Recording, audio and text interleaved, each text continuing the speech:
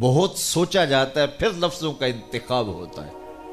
ہمارے ایک بہت نامور شاعر گزرے ہیں، حسرت حسین حسرت، انہوں نے کہا تھا زباں ہو محو توصیف و ثنا تو نعت کہتا ہوں، بنے جب دھڑکنے صلی اللہ تو نعت کہتا ہوں۔ ایسے نہیں ہے گزرتے گزرتے لفظ جوڑ دی، جس طرح آج کل بٹن تاں کر دیتے، بٹن ٹھاں کر دیتے، نکی جی ہاں کر دے، یہ ہماری محفل نعت میں چلتا رہے نا، اور لوگ واہ واہ واہ سبحان اللہ، نافہموں کی واہ واہ، بازاری لفظ اور نعت میں مندرج کر دیا۔ نکی جی ہاں یہ ایک بازاری لفظ ہے، اور اس کو نعت کے اندر اندراج اس کا کر دینا، اور نافہم کہتے واہ واہ کمال کر دی۔ اور دوسرا تاثر کیا ہے کہ اللہ کہتا ہے کہ محبوب میں امت بخشوں گا، بس تو نکی جی ہاں کر دے، یعنی جس طرح اللہ بخشنا چاہتا ہے حضور رکاوٹ بنے ہوئے ہیں، اور اللہ کہتا ہے کہ تو ہاں کرے گا تو میں بخشوں گا، تو رب بخشنا چاہ رہا ہے، حضور ہاں نہیں کر رہے، جبکہ حضور تو شفیع ہیں، حضور تو سفارش کرتے ہیں۔ تو تاثر اور دیا جا رہا ہے، یعنی مانن بھی غلط اور لفظ بھی سوکیانہ، لفظ بھی بازاری۔ یہاں تو وہ لفظ بولے جائیں جو کوثر و تسلیم سے دھلے ہوئے ہوں، یہ حضور کی نعت ہے نا۔ یہاں تو لفظ پاکیزہ ہوں، لفظ ستھرے ہوں، لفظ نکھرے ہوئے ہوں، لفظ پھولوں جیسے شگفتہ ہوں، اور حضور کی نعت ان لفظوں کے ساتھ کہی جائے۔ ایک زمانہ تھا، شریف مکہ کا دور تھا، اعلیٰ حضرت امام اہل محبت امام شاہ احمد رضا خان فاضل بریلوی حج پہ گئے۔ ہندوستان کے بہت بڑے شاعر تھے، وہ بھی حج پہ گئے ہوئے تھے۔ پرانی تصویر اگر کسی کے پاس ہو، گنبد خضرا کے پاس 2 کھجور کے درخت تھے، اب تو نہیں ہے، نئی تعمیری ضروریات کی وجہ سے ان کو ہٹا دیا گیا، پہلے بالکل حضور کے روضہ انور کے پاس 2 درخت کھجور کے پرانی تصویروں میں آپ کو مل جاتے ہیں۔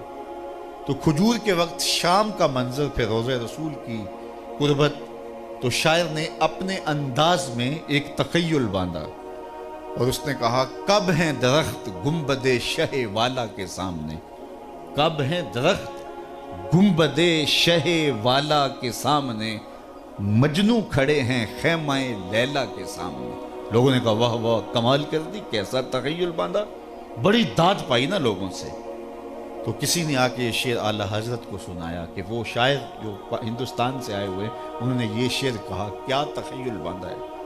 اعلیٰ حضرت شعر سننے کی دیر تھی، چہرے پہ جلال آ گیا، رگے غیرت پھڑکنے لگی۔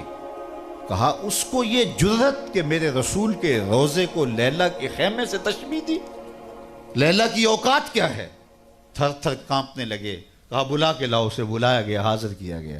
اس کا خیال تھا مجھے داد ملے گی، لیکن کہا کہ تو نے رسول کریم کے روضے کو تشبیہ دی لیلا کے خیمے سے، تو ہاتھ باندھ کے کھڑا ہو گیا، حضور میری توجہ ادھر نہیں گئی۔ تو فرمایا اس کی اصلاح کر لو۔ جی حضور آپ اصلاح دے دیجئے۔ فرمایا تمہارا مصرع اولا ٹھیک ہے، مصرع ثانی میں اصلاح ہوگی۔ اس نے یہ کہا تھا کب ہیں درخت گنبد شہ والا کے سامنے، مجنوں کھڑے ہیں خیمہ لیلا کے سامنے۔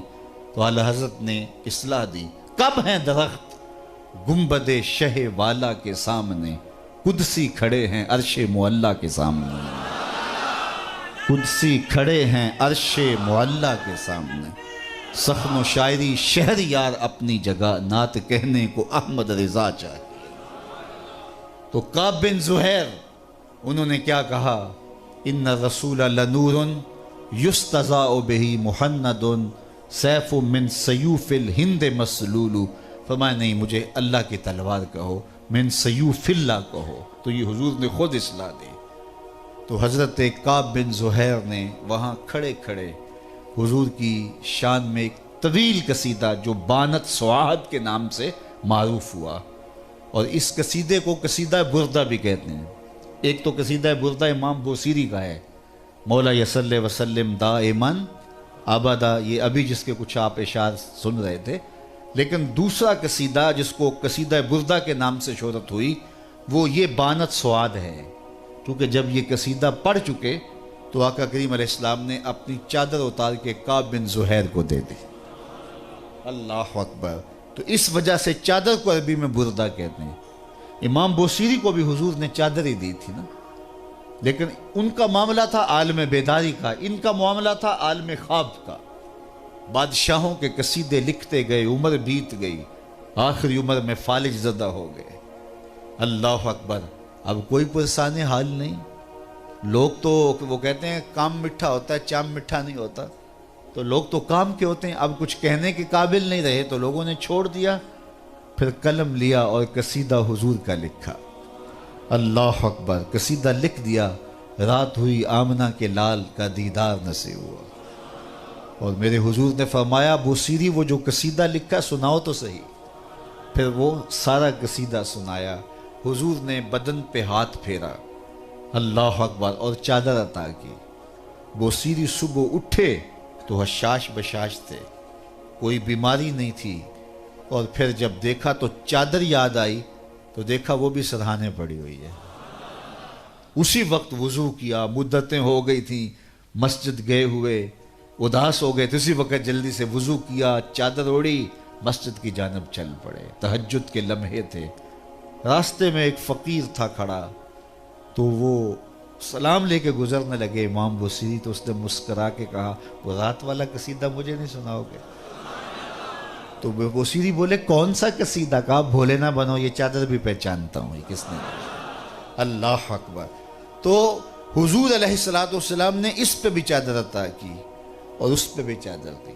اس لیے ہم یہ کہتے ہیں کہ اگر آپ ثنا خاں کو بلائیں، نعت خاں کو بلائیں، اس کو بعد میں آپ نذرانہ دے سکتے ہیں، کپڑوں کا سوٹ دے سکتے ہیں، اس کو جو ہے وہ آپ چادر دے سکتے ہیں، اس کو جبہ دے سکتے ہیں، اس کی جو خدمت کرنا چاہے کر سکتے ہیں، یہ میرے حضور کا طریقہ ہے۔